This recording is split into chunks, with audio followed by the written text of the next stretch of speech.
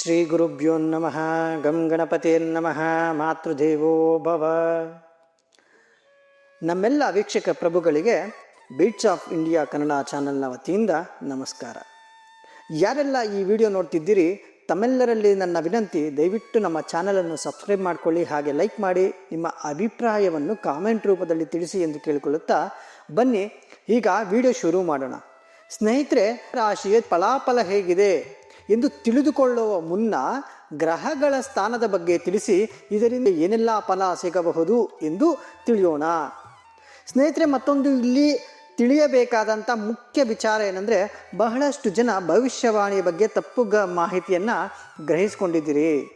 ಕಾರಣ, ಬಹಳಷ್ಟು ಮಂದಿ ರಾಶಿ ಭವಿಷ್ಯ ಕಂಡು ನಮಗೆ ನೀವು ಹೇಳೋದೆಲ್ಲ ಸುಳ್ಳು, ನೀವೇನೇ ಹೇಳಿದ್ರು ಅದೆಲ್ಲ ನಡೆಯೋದಿಲ್ಲ, ಈ ರೀತಿಯಾದಂಥ ಒಂದು ಕಾಮೆಂಟ್ಗಳನ್ನು ಬಹಳಷ್ಟು ಸೋಷಿಯಲ್ ಮೀಡಿಯಾಗಳಲ್ಲಿ ಮಾಡಿರುವಂಥದ್ದನ್ನ ನಾವು ನೋಡಿದ್ದೇವೆ, ಹಾಗೆ ಕಂಡಿದ್ದೇವೆ ಕೂಡ.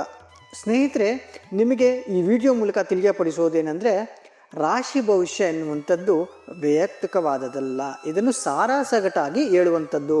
ಅಂದರೆ ಒಂದು ರಾಶಿಗೆ ಒಳಪಟ್ಟಂತೆ ಎಲ್ಲರಿಗೂ ಹೇಳುವಂಥದ್ದಾಗಿದೆ.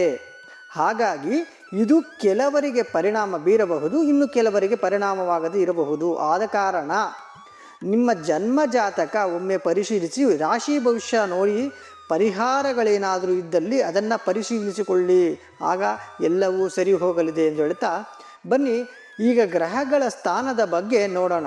ಮೊದಲನೆಯದಾಗಿ ಸೂರ್ಯದೇವ ಇದೇ ತಿಂಗಳು ಕರ್ಕಾಟಕ ರಾಶಿಗೆ ಪ್ರವೇಶ ಮಾಡಲಿದ್ದಾರೆ. ಮತ್ತು ಹಾಗೆ ಈಗಾಗಲೇ ಬುಧ ಕೂಡ ಇದೇ ರಾಶಿಯಲ್ಲಿದ್ದು ಸಂಚಾರವನ್ನು ಮಾಡ್ತಿದ್ದಾರೆ. ಮತ್ತು ಇನ್ನು ಕುಜಗ್ರಹನು ಸಿಂಹ ರಾಶಿಯಲ್ಲಿ ಸಂಚಾರ ಮಾಡ್ತಿದ್ದಾರೆ. ಅದು ಸಹ ಕೇತು ಗ್ರಹದ ಒಟ್ಟಿಗೆ, ಅಂದರೆ ಒಂದು ಸರ್ಪಗ್ರಹದ ಜೊತೆ ಇನ್ನೊಂದು ಸರ್ಪಗ್ರಹ ಪ್ರಯಾಣ ಮಾಡುತ್ತಿದೆ. ಹಾಗೆ ಇನ್ನು ಶುಕ್ರದೇವರು ತನ್ನ ಸ್ವಂತ ಮನೆಯಾದ ವೃಷಭ ರಾಶಿಯಲ್ಲಿ ಸಂಚಾರ ಮಾಡ್ತಿದ್ದಾರೆ. ಇನ್ನು ಗುರುಗ್ರಹ ಇನ್ನು 11 ತಿಂಗಳುಗಳ ಕಾಲ ಇದೇ ರಾಶಿಯಲ್ಲಿ ಮುಂದುವರಿಯಲಿದ್ದಾರೆ. ಹಾಗೆ ಇನ್ನು ಶನಿಗ್ರಹ ನೋಡೋದಾದರೆ ಮೀನ ರಾಶಿಯಲ್ಲಿ ಸಂಚಾರ ಮಾಡ್ತಿದ್ದಾರೆ. ಅಂದರೆ ಕುಂಭರಾಶಿಯಲ್ಲಿ ರಾಹು ಇದ್ದರೆ, ಇನ್ನು ಕೇತು ಸಿಂಹ ರಾಶಿಯಲ್ಲಿ ಪ್ರಯಾಣ ಮಾಡ್ತಿದ್ದಾರೆ. ಹಾಗಿದ್ರೆ ಬನ್ನಿ ಸ್ನೇಹಿತರೆ, ಈ ಗ್ರಹಗಳ ಬದಲಾವಣೆ ಹೇಗೆ ಪ್ರಭಾವ ಬೀರಲಿದೆ ಎಂದು ತಿಳಿಯೋಣ. ಕುಂಭರಾಶಿ, ಜುಲೈ 2025 ಜಾತಕವು ಜುಲೈ ತಿಂಗಳು ಕುಂಭರಾಶಿಯವರಿಗೆ ಅನುಕೂಲಕರ ಫಲಿತಾಂಶಗಳನ್ನು ನೀಡುತ್ತಿದೆ ಎಂದು ಸೂಚಿಸುತ್ತದೆ. ಬಹಳಷ್ಟು ಕಷ್ಟ ಬೀಳ್ತಿದ್ದೀರಿ.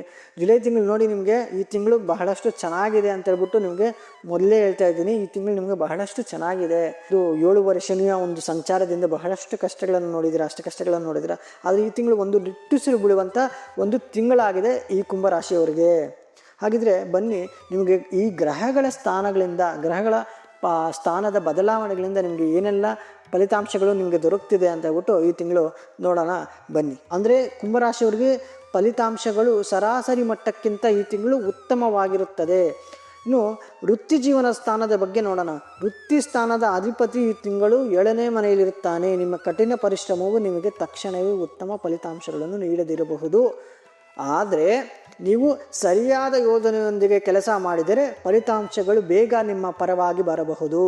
ಈ ತಿಂಗಳು ವ್ಯವಹಾರಕ್ಕೆ ಸಂಬಂಧಿಸಿದಂತೆ ಕುಂಭರಾಶಿಯವರಿಗೆ ಹೇಗಿದೆ ಅಂತ ನೋಡೋದಾದರೆ, ಯಾವುದೇ ದೊಡ್ಡ ಅಪಾಯವನ್ನು ತೆಗೆದುಕೊಳ್ಳುವುದು ಸೂಕ್ತವಲ್ಲ. ವ್ಯವಹಾರಕ್ಕೆ ಸಂಬಂಧಿಸಿದಂತೆ ಅಂದರೆ ಬಿಸ್ನೆಸ್ ಆಗಲಿ ವ್ಯಾಪಾರವಾಗಲಿ, ಈ ಥರ ಯಾರೆಲ್ಲ ತಾವು ವ್ಯವಹಾರ ಮಾಡಬೇಕು, ಆ ಥರ ಹಣಕಾಸಿನ ವಿಚಾರವಾಗಿ ಏನೆಲ್ಲ ಮಾಡಬೇಕು ಅಂದ್ಕೊಂಡಿರ್ತೀರಿ, ಅವರಿಗೆಲ್ಲ ಈ ತಿಂಗಳು ಒಂದು ಸ್ವಲ್ಪ, ಅಂದರೆ ಸಾಮಾನ್ಯಕ್ಕಿಂತ ಹೆಚ್ಚಿನದ್ದಾಗಿ ನೀವು ನಿರೀಕ್ಷಿಸುವಂಥದ್ದು ಈ ತಿಂಗಳು ನಿಮಗೆ ಆಗುವಂಥದ್ದಲ್ಲ.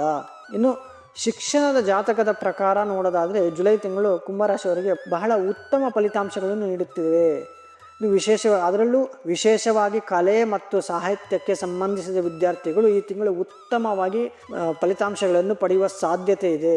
ಈ ಕುಟುಂಬದ ವಿಚಾರಗಳಲ್ಲಿ ಜುಲೈ ತಿಂಗಳಲ್ಲಿ ಹೇಗಿದೆ ಕುಂಭರಾಶಿಯವರಿಗೆ ಅಂತ ನೋಡೋದಾದರೆ, ಮಿಶ್ರ ಫಲಿತಾಂಶಗಳನ್ನು ಈ ತಿಂಗಳು ನೀವು ನಿರೀಕ್ಷಿಸಬಹುದು. ಇನ್ನು ಕೌಟುಂಬಿಕ ವಿಷಯಗಳಲ್ಲಿ ಸಣ್ಣ ಸಮಸ್ಯೆಗಳು ಕಂಡುಬರಬಹುದು. ಈ ತಿಂಗಳು ಕುಟುಂಬ ವಿಷಯಗಳಲ್ಲಿ ಕೆಲವು ವಿವಾದಗಳು ಸಹ ಇರಬಹುದು. ಆದರೆ ಕೊನೆಯಲ್ಲಿ ಕುಟುಂಬದಲ್ಲಿ ಎಲ್ಲವೂ ಶಾಂತ ಮತ್ತು ಸಾಮರಸ್ಯದಿಂದ ಕೂಡಿರುತ್ತದೆ. ಇನ್ನು ನಾವು ಪ್ರೇಮ ಸಂಬಂಧಗಳ ಬಗ್ಗೆ ಮಾತನಾಡೋದಾದರೆ, 6ನೇ ಮನೆಯಲ್ಲಿ ಪಂಚಮೇಶನ ಸಂಚಾರವು ಉತ್ತಮ ಸ್ಥಿತಿಯಲ್ಲ. ಆದರೆ 6ನೇ ಮನೆಯಲ್ಲಿ ಪಂಚಮೇಶ ಬುಧದ ಸಂಚಾರವನ್ನು ಉತ್ತಮವೆಂದು ಪರಿಗಣಿಸಲಾಗುತ್ತದೆ. ಹೀಗಾಗಿ ಈ ತಿಂಗಳು ಪ್ರೇಮ ಸಂಬಂಧಗಳಲ್ಲಿ ಯಾವುದೇ ದೊಡ್ಡ ಸಮಸ್ಯೆಗಳಿರುವುದಿಲ್ಲ. ಇನ್ನು ನಾವು ವೈವಾಹಿಕ ಜೀವನದ ಬಗ್ಗೆ ಮಾತನಾಡೋದಾದರೆ ಕುಂಭರಾಶಿಯವರಿಗೆ ಈ ತಿಂಗಳು ಸ್ವಲ್ಪ ದುರ್ಬಲ ಫಲಿತಾಂಶಗಳನ್ನೇ ಕಾಣಬಹುದು. ಅಂದರೆ ಜುಲೈ 28ರವರೆಗೆ 7ನೇ ಮನೆಯಲ್ಲಿ ಮಂಗಳ ಮತ್ತು ಕೇತುಗಳ ಸಂಯೋಗವು ಸಂಗಾತಿಯೊಂದಿಗೆ ಉದ್ವಿಗ್ನತೆ ಮತ್ತು ವೈರಾಗ್ಯವನ್ನು ಉಂಟು ಮಾಡಬಹುದು.